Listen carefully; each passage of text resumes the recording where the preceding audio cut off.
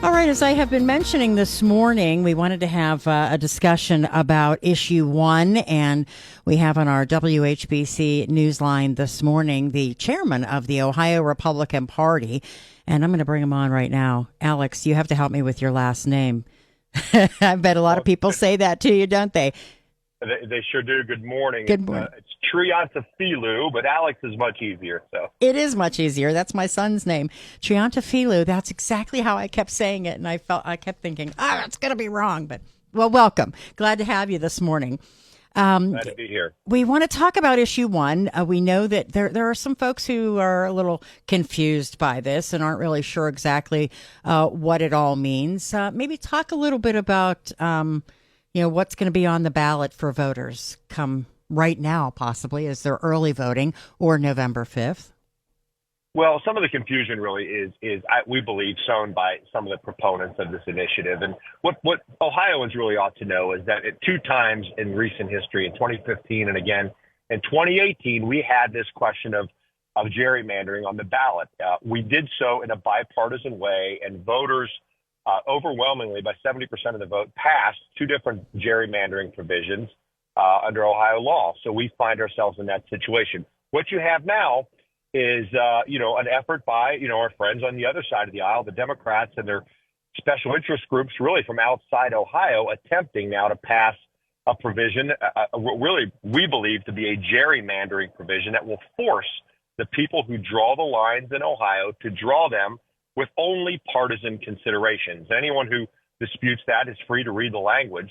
The Ohio Supreme Court reviewed this question as to whether or not this provision would put gerrymandering into our Constitution, and they came back and suggested that it could reasonably be called gerrymandering, what's being proposed. So what's happening here is we believe that one of the parties with less than a successful run here in Ohio, that would be the Democratic Party, is now attempting to do, through an initiative like this, what they've been unable to do with voters as it relates to candidates, and that is to try to win elections for Democrats. So, we're opposed to issue one. We're on a bus this week, crisscrossing Ohio. We'll actually be in northeastern Ohio a little bit later today, talking about a no on issue one. So the Republican Party and President Trump have come out to support a no position on issue one.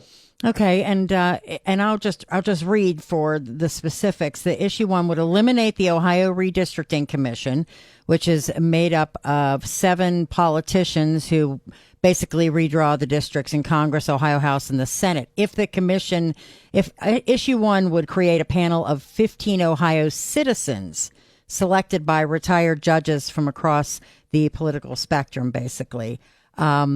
So, there are some people who feel like they want to take politicians out of the whole process altogether. And I did see a survey yesterday where 60% of Ohioans are in favor of issue one. Why do you think that is?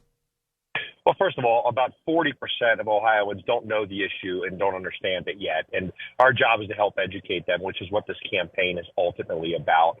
And I know you've chosen some of the language by the other side. That's perfectly okay, but it's just not accurate to say that citizens would be doing this. As a matter of fact, what people ought to know, while the buzzword politicians we recognize isn't so popular, but this new commission cannot be unelected. They will not face the voters. They're totally unaccountable in this process.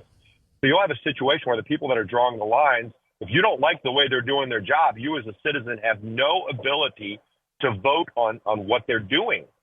Right now, if you don't like the way the lines are drawn, you can vote against those politicians that you believe are gerrymandering the state. So that's a critical distinction here, and one that's just really not gotten enough attention, but there's no accountability by that panel. So, look, we appreciate where Ohioans are, and they don't like gerrymandering. We don't like it either, which is why the Ohio Supreme Court called this particular initiative that's being proposed as gerrymandering. So this initiative, whoever is drawing the lines, will force the line drawers to consider proportionality, which is a fancy word for saying that you have to consider partisan affiliation when drawing the lines and really toss out all the other safeguards that have been passed by Ohioans.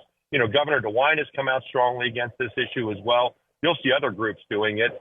Pam, this was tried in Michigan and has failed there. It's actually cost African-American seats in their legislature because communities are being broken up in favor of just a partisan gerrymander. So again, this is bad policy for Ohio, and we're going to fight against it. And so if this fails, if issue one fails, then it just remains the way it is. Is that correct?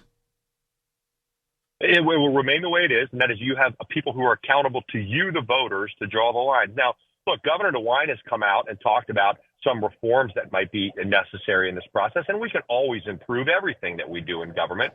And, we're not against reform, but this is, again, being pushed by one party. There's nothing bipartisan about this proposal. There's really the money being spent is another critical component. And I guess as voters look at this issue, I urge you to do your homework.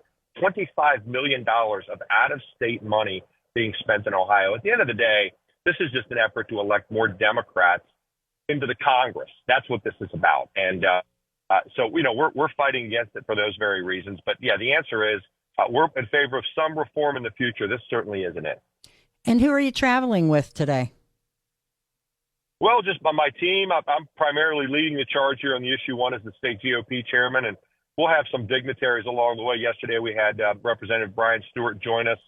There may be some members of Congress on the bus, and I'll tell you that the schedule is crazy enough, Pam, where I can't tell you I've got it committed to memory right now, but we'll be around Ohio today. Consider following us on our Twitter feed at Ohio GOP. I'm also at Chairman Alex on that same platform. So anyone wishing to see where the bus is and to come out and get some signs and to support the effort is more than welcome to join us along the route. All right. Well, we appreciate you coming on and talking with us this morning. Well, thanks so much for the opportunity. Have a wonderful day. You too. Thank you. All right.